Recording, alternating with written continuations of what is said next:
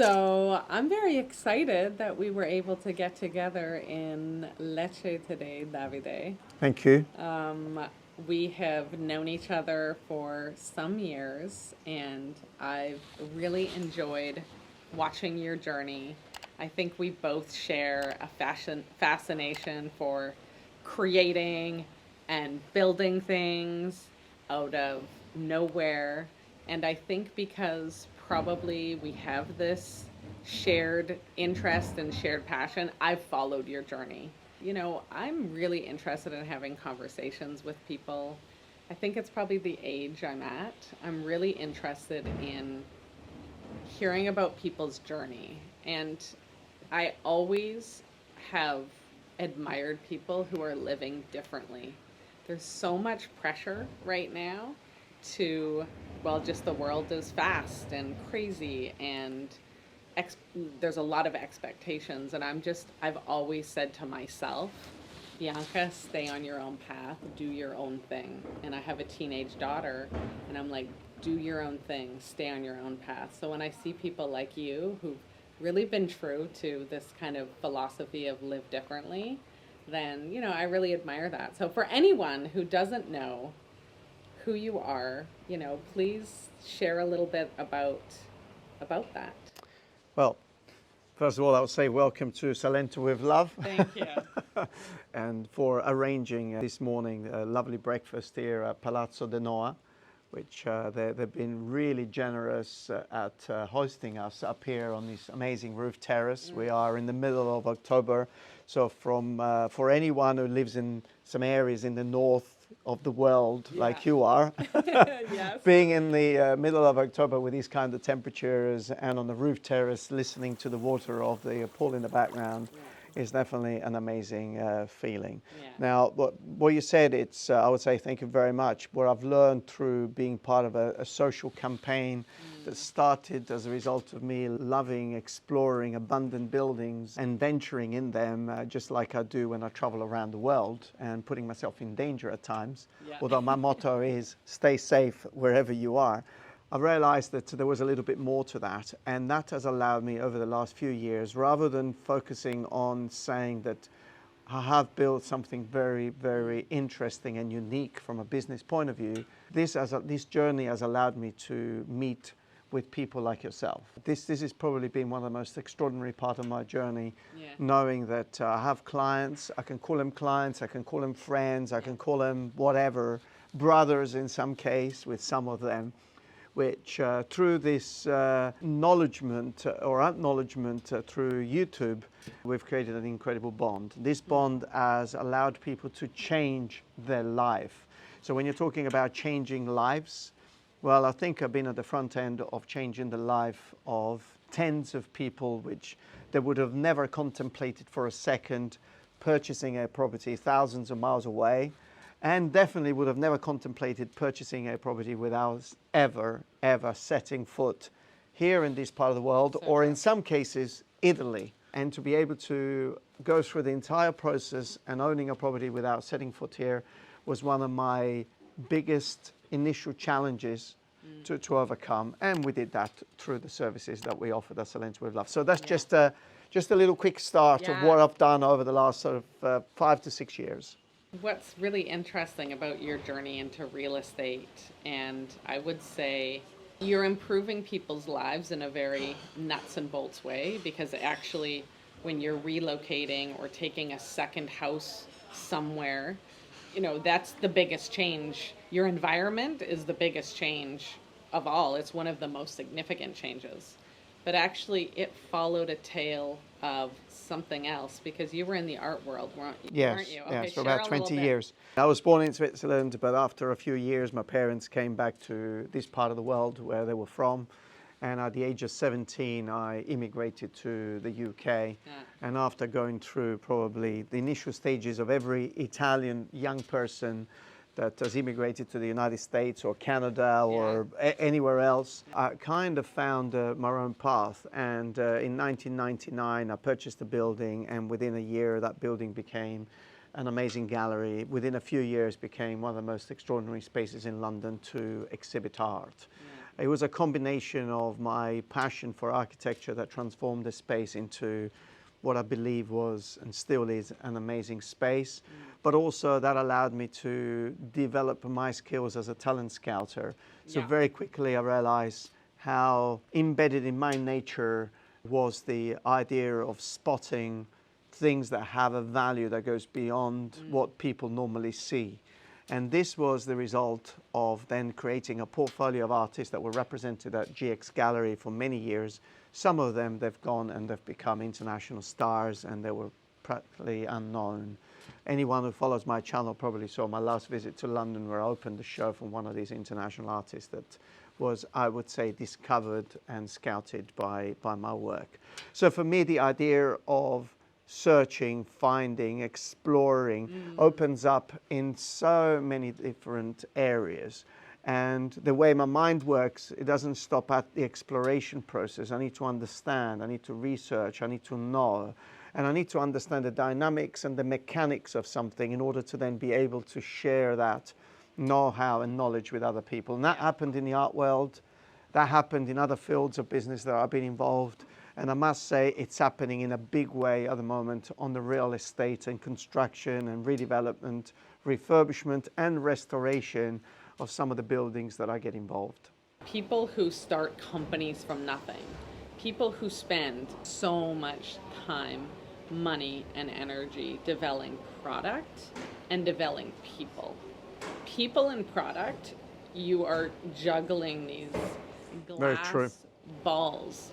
And, you know, when you're juggling plastic balls, it doesn't matter if one falls, but juggling glass balls, there's a lot of responsibility. You know, you've had some hard times. How do you sort of like reconcile some of those, you know, misses? Because everybody loves to see the wins. Of course, people look at both of us and they're like, oh, they have successful companies. They're doing something really fun every day. They're not getting up, working at a job they hate. But, you know, with all the wins, we've had lots of losses and we've had lots of rough moments. What keeps you sort of moving forward? Definitely don't remember any losses or any failures, because I don't think there exist. Sometimes, you know, we hear these phrases and people say this, but I truly believe that when something happens for a reason. Probably it's because that's really what we wanted. Right. And so what people call a loss or a failure is probably the result of something that they're built inside and they want it to happen. It's just they never wanted to say it, but it happened.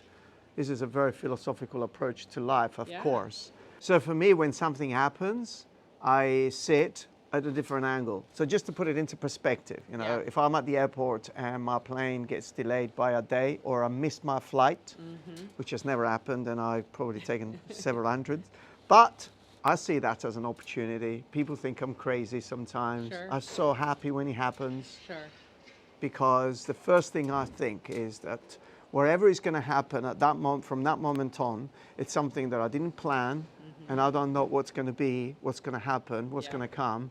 And so all my senses become alive, and I've been gifted time, because that time that in my mind was already structured now can be utilized to do something different. So what people call failure, I call it opportunity. So a few things have happened in my life, and I would say they've all pointed in the direction that I am today. What I would say is that I take a lot of pride in what I do, and when I manage to match those expectations that I have with the ever-growing expectations of the world out there, you probably go through the same thing in your business. That's when I'm the happiest person on the planet. When I don't manage to match someone's expectation, I've come to the conclusion that no one can match the expectations of some of these people. If you work with your heart and your passion, and you do everything that you could possibly do to 100%. make sure that something happens, and someone doesn't appreciate that effort that you have made, well, it's easy for me to say it if you are at the receiving end and you're not happy. But I'm free to say that if you're not happy, it's your problem and it's not mine, because I've given my 100%. And this is really my attitude through life. I give my 100%. And if that is not sufficient, then I would say. So what gives me a lot of joy and gives me all the energy to continue is when the people see the 100%. Yeah, yeah. So let's just kind of bring it into the practical. What do people, first of all, tell us who you work with mostly, and tell us probably the number one value you believe that you can bring to people's lives, because everyone can do it themselves. Call a realtor, rent, everyone can do it themselves. We're not talking about those people, because if you're going to go do it yourself, you'll go do it yourself, just like traveling Italy on your own. Correct. But it's a different thing. So, yeah, tell us a little bit about your people who work with you. For some interesting reasons, I don't know why, I must have struck in the chords of the American market. So 80 to probably 85% of the volume of contacts and clients that we've built over these last 6 years are Americans. Yeah. And then a few others from different parts of the world. Yeah. In fact, actually today, when I finished this wonderful meeting with you, I'm meeting with a lady who's staying a few doors up in also very, very exclusive boutique hotel here in Lecce, who has traveled all the way from Guam. So yes, you'll probably be watching this video, come all the way from Guam because she was fascinated by my YouTube channel, what I say, and she potentially wants to buy a property here. So yes, that's my audience, although the audience now with social media has opened up to the entire world. Yeah. So that's the audience. So I truly believe in the inner abilities that I particularly have, and I've passed on to the team of people and the services that we have constructed through Salento With Love. In 2019, when we sold the first property to someone who was sitting in Houston, couldn't travel before because of COVID, and we managed to put together the bureaucratic process that allowed this person to buy a property without ever setting foot here in Italy remotely was the first milestone. Yeah. Because COVID did stop people from traveling. Yeah. But that opened up to a whole different world, which it was people that wanted to buy and follow that path. And going back to what I was saying right at the beginning of this conversation, I realized that I had the ability, just like I was doing for myself, to purchase the right property. And I've been building my small portfolio of property from the age of 21 in the UK and here as well. I realized that those abilities could be used for clients being on the other side of the world. So the number one, I would say without doubt, and I always say, I don't take people around, I don't hold their hands to go and see property. Remote purchasing is something that for me, it's just so personal to me.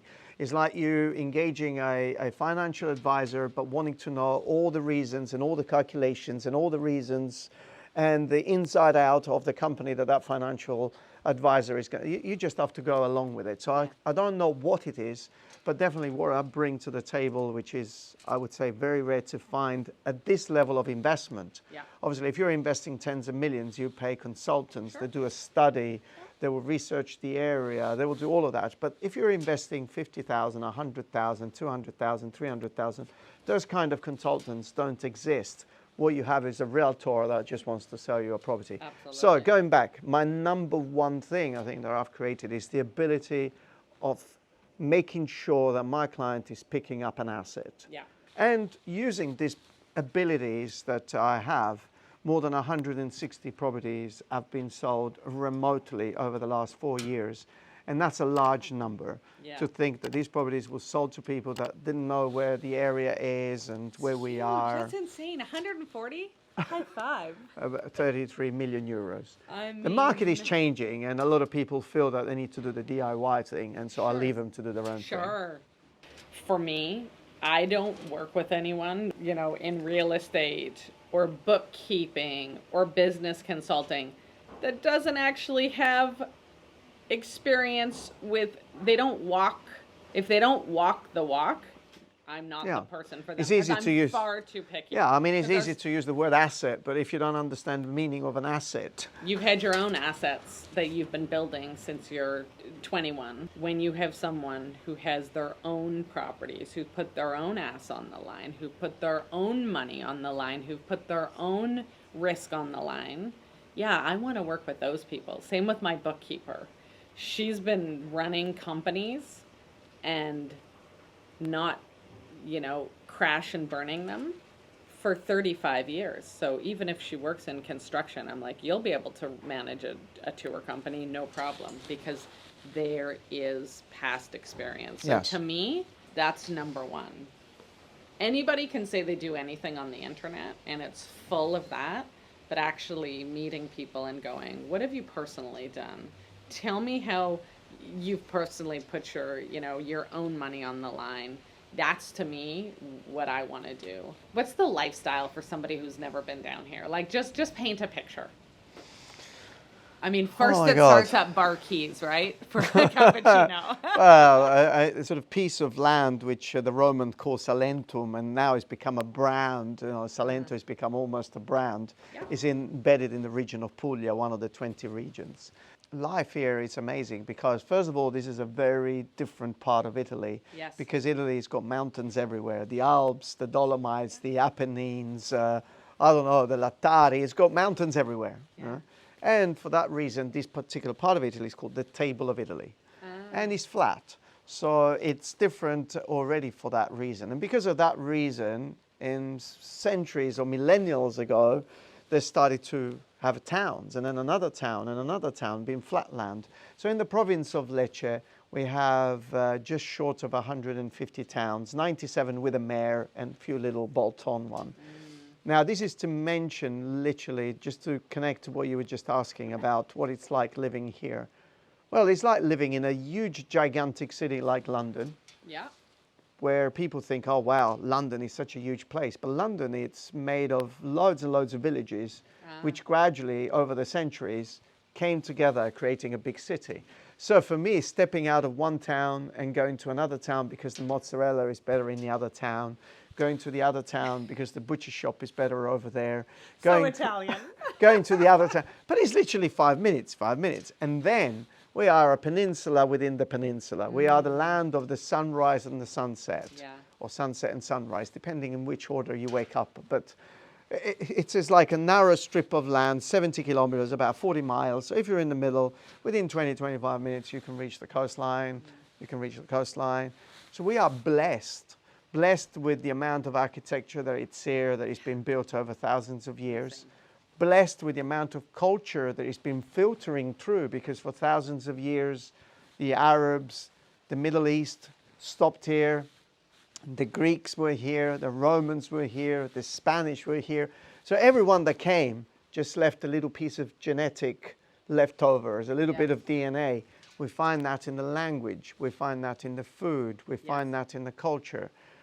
So what is it like being here? Well, if you come from the United States, it's different. You may not be able to find your Starbucks. Oh my God, we don't have Walmart in Italy, okay? We don't have Costco here, okay? So just make sure that you bring your stock before you come over. If you need a 5-kilogram jar of mayonnaise, bring it over because you can't find it here. So yes, we don't have that. So if those are the things that people are going to miss moving over here, yes, that definitely is not for them. Yeah. But this part of the world offers the quality of life which is made from somebody who's lived in a city like London for all my life. And just going to the supermarket would take me 25 minutes because I had to go through 6 sets of traffic lights. Yeah. And the supermarket was down the road. Yeah. You'll probably get into a fight where you're trying to park your car. Absolutely. Or whatever the situation may be. Quality of life in this part of the world is unique because the topography of the land makes it possible, and the amount of options that people have makes it very, very unique, which is different if you are in different parts of the world, in different parts of Italy, when you have a beautiful scenic town on the top of a mountain, a beautiful scenic town in the valley of a mountain. Sure. And maybe the next town, it's half an hour away with bends and climbing up. The weather, we're going to get this weather now seeing through all the way up through October and November. We're obviously going down, we're not going up, we're venturing into the winter. But having a jacket on, it's a job because the temperatures are like 22, 23, 24 degrees. And so we get 6 months of amazing weather and 6 months of weather that you may need a jacket. Yeah. No floods, no earthquakes. So what is it like living here? Well, I think it's amazing. Yeah.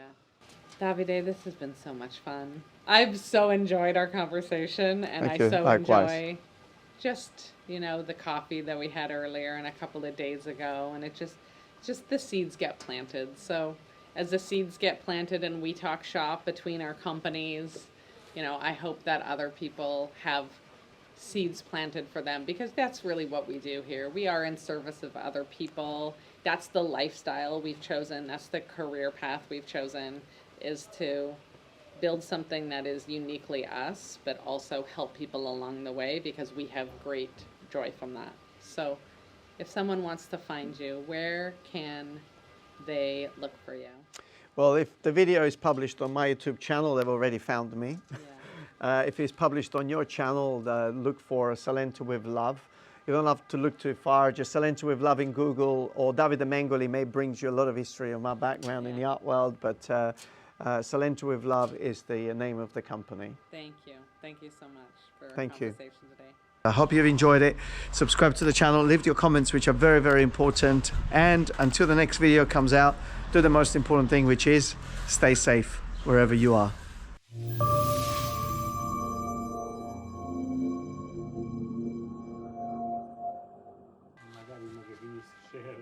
Ah sì, away the ambulance. Yeah. And Lei diciamo l'ambulanza funziona in Italia.